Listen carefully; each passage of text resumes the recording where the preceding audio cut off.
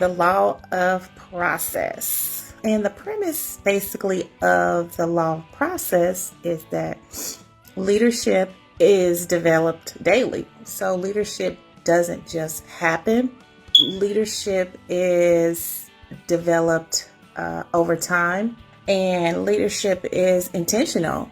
So for me, that kind of tells me that anyone could be a leader if you put in the work, despite the claims that people are born, leaders are born, and things like that. But leaders are developed. And so that's good to know. Over these last few weeks, we've been learning about how leaders are developed and produced. What's the process? Since we're talking about the law of process, let's look at, so the common definition of process is a series of actions or steps taken in order to achieve a particular end. And so that's what we're all looking at here with the leadership. We're looking to become better leaders, CEOs of our companies and things like that. So there's a series of actions, and this is what Mr. Henry is teaching us and telling us, that what are the actions, what are the systems, what is the processes that we're taking to achieve the particular end. He's saying, hey, the definite end, we got to have those goals to be there to make things happen. That's it. So the question is going to come for us as a challenge: where are we investing? The secret of our success is found in our daily agenda. And that's from the book too. Tag Short wrote that, but we have to ask this question to ourselves: where are we investing our time, our money, our resources? The three T's, I say, our time, our talent, and our treasures are the things that we have to give account for where we are investing. So I think that's real good. Our daily agenda reflects our investments. So again, we're looking at here our priorities, our passions, our abilities and relationships, our attitude, our personal disciplines, and vision and influence. And so that key word there that Mr. Henry has been working with us on is vision. Guess what is in this chapter too? Vision. And so how is that vision being played out in our daily agenda? Determines where we are putting our investments. I think we all are in this class, we're investing our time, our effort, and energy by studying, by putting ourselves forth as we go through this class and training to become better, to grow, and to learn in this process. All right. Vince Lambert said, leaders aren't born, they are made.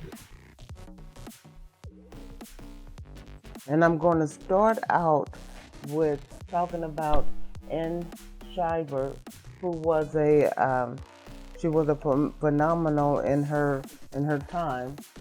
She worked for the IRS, and she actually retired in 1943 at 51 years old. And at that point in time, she was making $3,150 per year.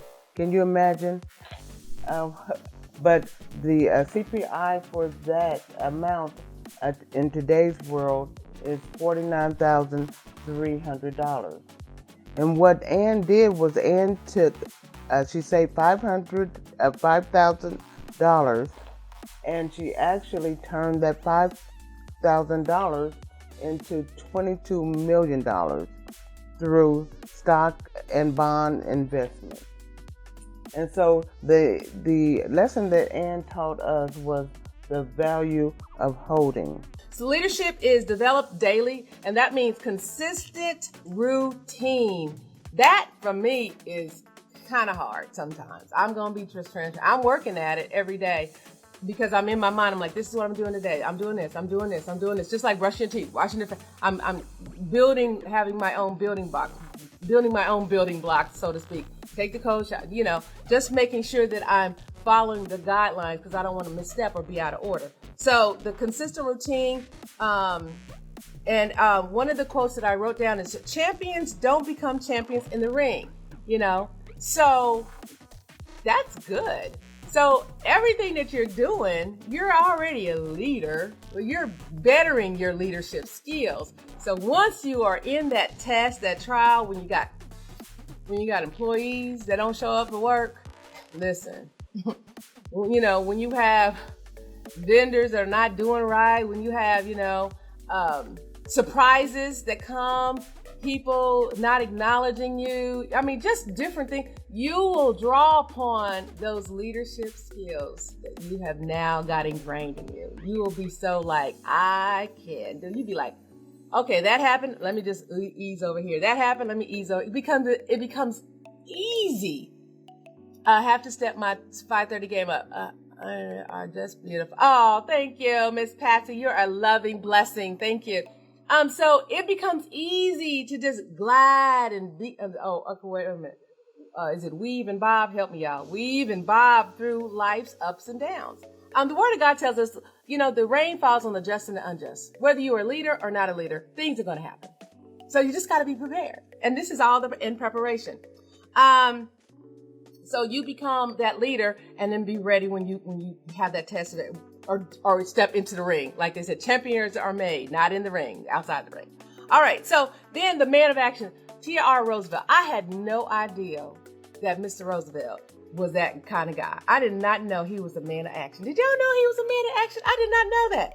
I was like, wow, this is some history that I know. But it was really helpful to know where he started and what he had to do. There's a couple things that I jotted down. Roosevelt's journey to leadership. His background, he was a reader. Okay, an event always inspires us.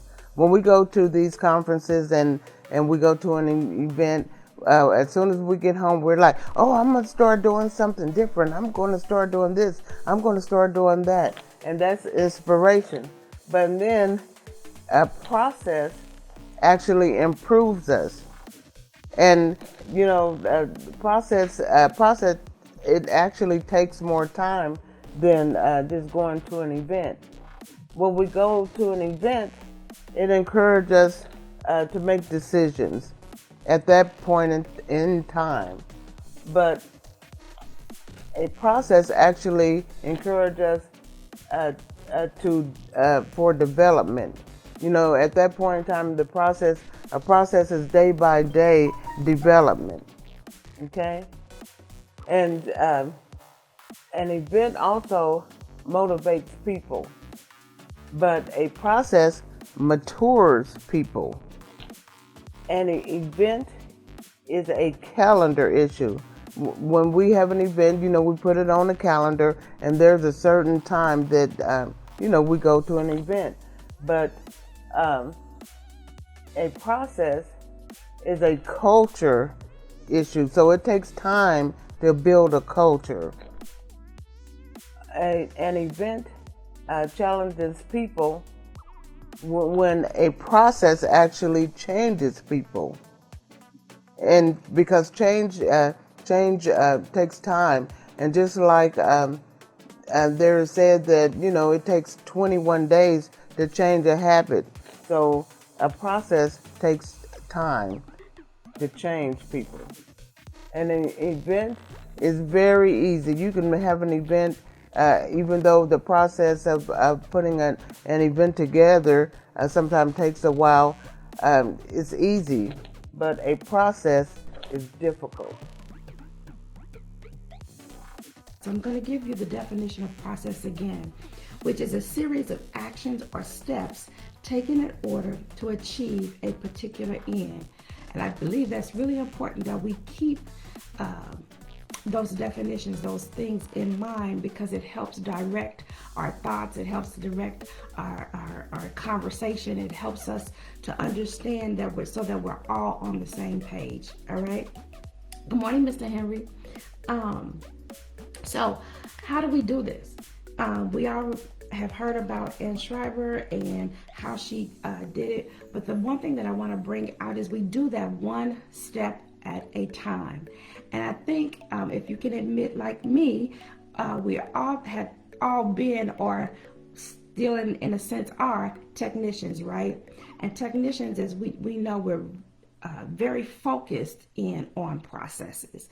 We're very focused in on the do, the how, getting to an end, not necessarily from the standpoint of leadership, but just making sure that we accomplish or that we achieve a particular end, right?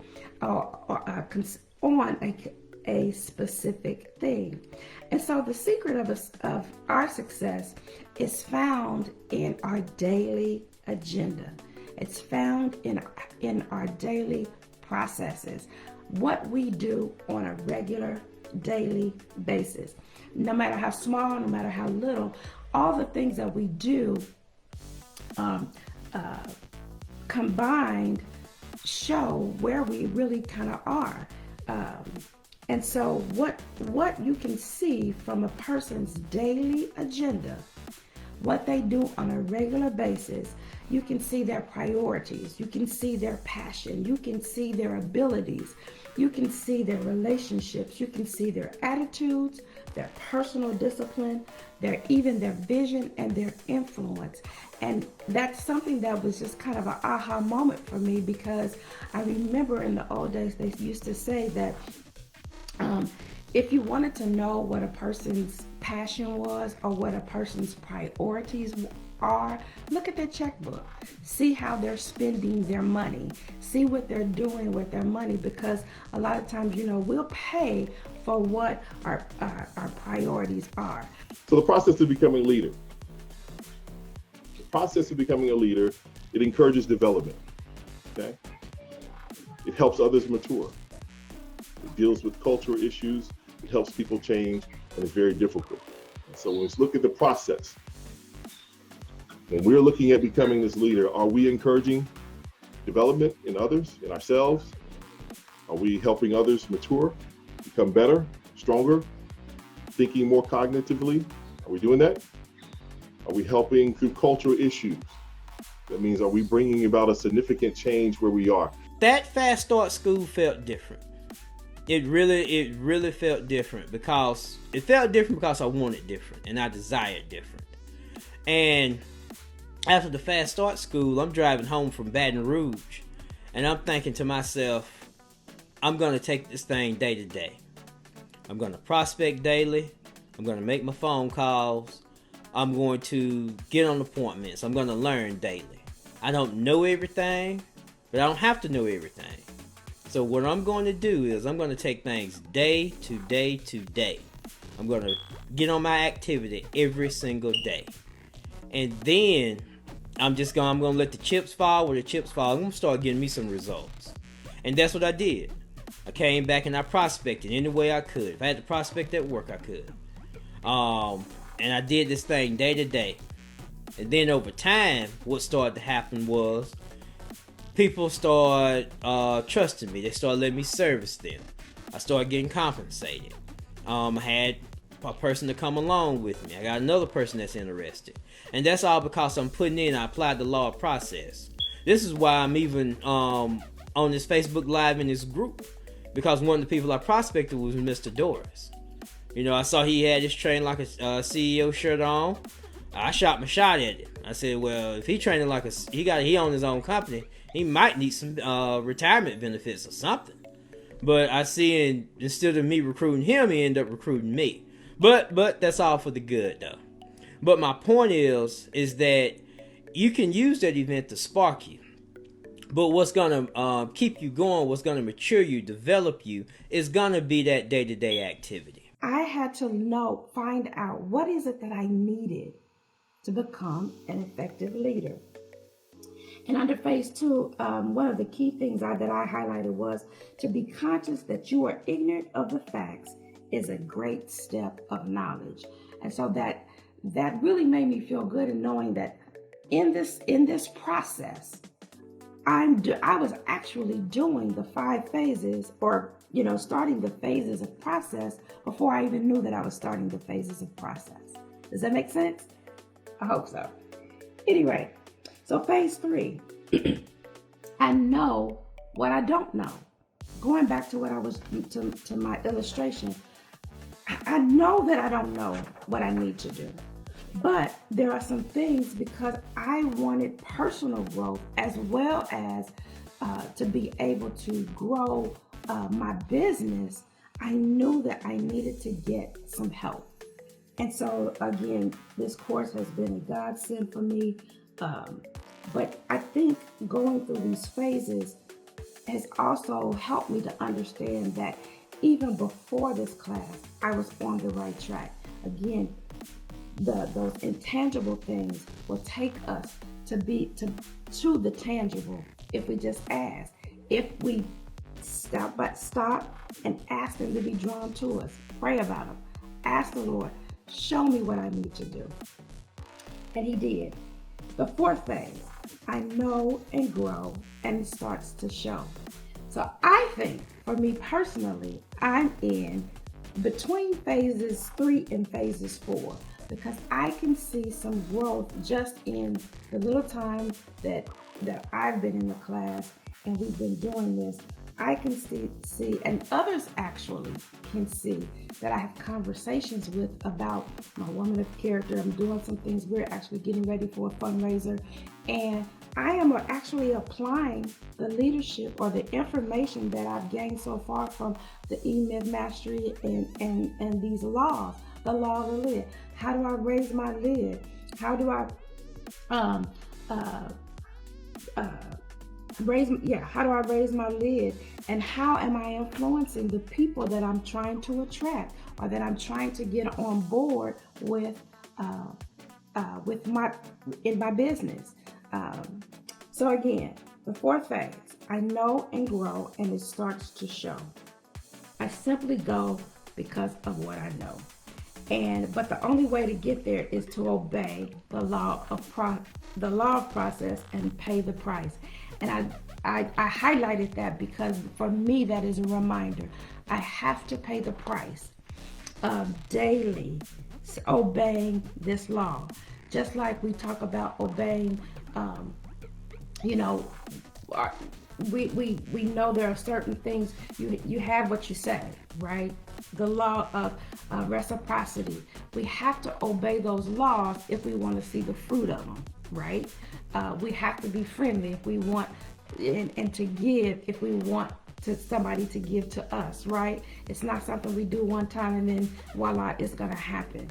No, we have to obey the law of process and pay the price. And in leadership, it's a day-by-day thing. We are developing every day as leaders.